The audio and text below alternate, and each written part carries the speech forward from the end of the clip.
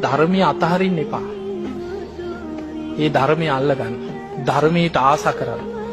ධම්ම කාමෝ බවං හෝති. ධම්ම දෙස්සී පරාභව කියන ධර්මයට ආසාව ඇති වෙන්න ධර්මයේ තුල දියුණු වෙනවා.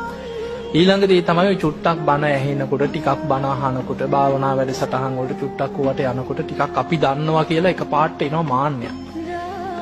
මම මේ පොඩි කරුණු ගොඩක් ඔබට කියන්නේ මොකද ඔබ ගොඩාක් බණ අහනවා කියලා මම දන්නවා. මොකද මම ගොඩක් බණ මෙහි කරලා තියෙනවානේ. ඒ නිසා බණ අහනවා ගොඩක් හාමුදුරුවෝ ඉනවා හොඳට නිවන් මඟ කියලා දෙන ස්වාමීන් වහන්සේලා වඩිනවා ධර්ම මාර්ගේ හැසිරෙනවා. හැබැයි චූටි තැන් වලින් වරදිනවා. ඒ නිසා ධර්මාවබෝධයට අර බණ අහගෙන යනකොට එනවා එකපාරට මම හිතන එක හරි මේක මෙහෙමයි කරන්න තියෙන්නේ මෙන්න මෙහෙමයි කරන්න තියෙන්නේ කියලා එකපාරට මාන්නයක් එනවා.